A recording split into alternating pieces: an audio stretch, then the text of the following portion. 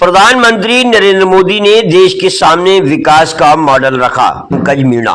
Bharatiya Janata party प्रदेश प्रवक्ता पंकज मीणा ने Bhajpa media centre पर जिला अध्यक्ष अजीत सिंह मेहता एवं जिला मीडिया प्रभारी के साथ प्रेस वार्ता की। इस प्रेस वार्ता में बोलते हुए सबसे पहले मीडिया के माध्यम से जनता से ज्यादा मतदान की अपील की और कहा कि आजादी के बाद से अब तक से 60 साल तक राज करने वाली कांग्रेस ने दलितों, अल्पसंख्यक समुदाय और आदिवासियों को बलगलाकर, डर दिखाकर और झूठे वादे कर देश पर राज किया है। लेकिन जैसे जैसे इन तबकों में शिक्षा का स्तर बढ़ा और समझ आई, वैसे वैसे कांग्रेस का सुपड़ा साफ होता गया और हालात ये हो गए कि जो राज्य कभी कांग्रेस के थे वहां वो क्षेत्रीय दलों के साथ मिलकर चुनाव लड़ रही है। इन सबको पीछे छोड़ते हुए 2014 में प्रधानमंत्री नरेंद्र मोदी ने देश के सामने विकास का मॉडल रखा और जातिवाद, भ्रष्टाचार को नकारते हुए 2014 में विकास के नाम पर चुनाव जीते और जनता ने उसे पसंद करते हुए 2019 में हमें और अधिक सीटों के साथ अपना आशीर्वाद दिया और हम इस बार और अधिक सीट जीतकर सरकार बनाने जा रहे हैं। इस पत्रकार वार्ता में स्वागत है। आज की पत्रकार वार्ता इसलिए भी महत्वपूर्ण हो जाती है कि राजस्थान के दूसरे चरण के चुनाव प्रचार का अंतिम समय है। सबसे पहले तो मैं आपके माध्यम से जनता से अपील करूंगा कि चुनाव में मतदान अधिक से अधिक करें, मतदान प्रतिशत अधिक से अधिक हो, इसमें आपकी भी सहभागिता पूरी तरह से रहे। मित्रों, 1952 से लगातार देश में आम चुनाव हो रहे हैं। अगर हम देखें, शुरुआत के 60 वर्ष जो कांग्रेस ने राज किया, केवल और केवल दलित, आदिवासी और अल्पसंख्यकों को बरगलाकर, भय दिखाकर और झूठे वादे करके उनको अपने पाले में रखने का काम किया और उसी से लगातार 60 साल वो राज करते रहे। ज्यों-ज्यों इन वर्गों में शिक्षा आई और शिक्षा के साथ समझ बढ़ी तो कांग्रेस का सुपड़ा साफ होता गया और जिन राज्यों में कभी कांग्रेस मजबूत होती थी, आज उन राज्यों में कांग्रेस तीसरे या चौथे नंबर की पार्टी है और क्षेत्रीय दल के भरोसे चुनाव लड़ रही है। इन सबके विपरीत 2014 में मोदी जी ने देश के विकास का एक मॉडल सबके सामने रखा, एक विकास की राजनीति को आगे बढ़ाया। जातिवाद, भ्रष्टाचार और इन सबको पीछे छोड़ते हुए विकास के नाम पे हम 2014 में हम चुनाव जीते। और मैं ये समझता हूँ कि पिछले 10 साल में मोदी जी के विकास की राजनीति को देश ने भरपूर आशीर्वाद दिया। यही कारण था कि 14 के बाद हम 19 में अधिक सीटें लाए और इस बार 24 में हम उससे भी अधिक सीटें लाने जा रहे हैं।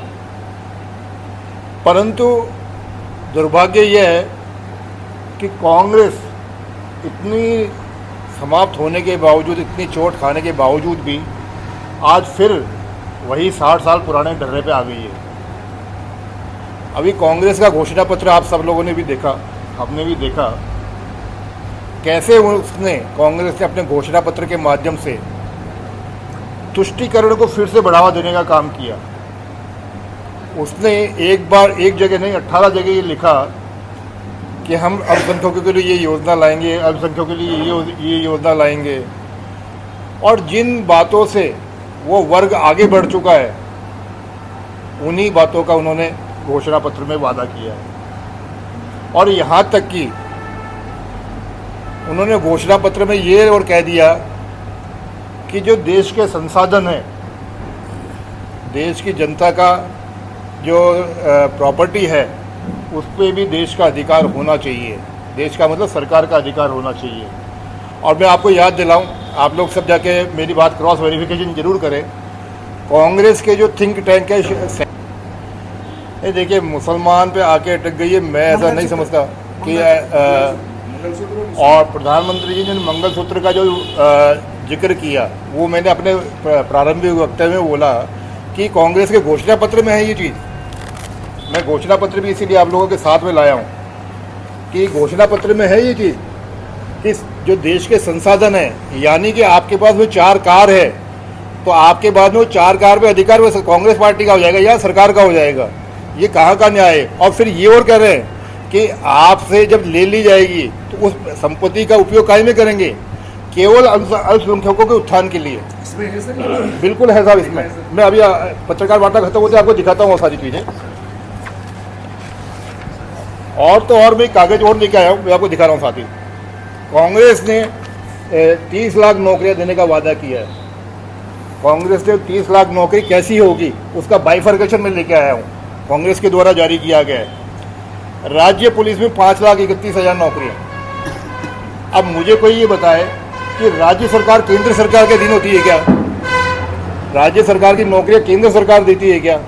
और आगे देखिए, सुप्रीम कोर्ट और हाई कोर्ट की नौकरियां, क्या सुप्रीम कोर्ट और हाई कोर्ट की नौकरियों वैकेंसी केंद्र सरकार निकालती है क्या?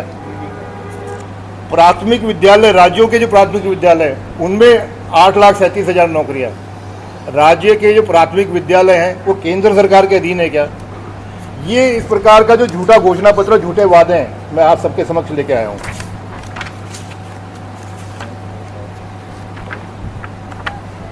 जब तक आपका प्रश्न करिए। मेरा ये सवाल था, 200 विधानसभा सीट के अंदर अभी आप धर्म जाति की बात कर रहे थे कंटिन्यू, उसके अंदर 200 में से मुस्लिम को एक भी सीट टिकट नहीं दिया गया। आप जाति धर्म की कामा में हमारा मुस्लिम टिकट था। कहाँ पे? कामा में, और जीती भी हमारी एमएलए, मुस्लिम एमएलए है हमारी। दूसरा ये संविधान से धर्म निरपेक्ष जो शब्द है ये हटना चाहिए या रहना चाहिए?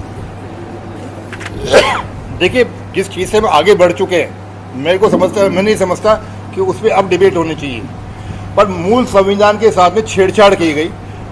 कांग्रेस के नेता और प्रधानमंत्री स्वयं नेहरू जी जिस चीज़ के विरुद्ध में थे वो इंदिरा गांधी जी ने बिना किसी सहमति के हटाया, ऐसा मेरा कहना है।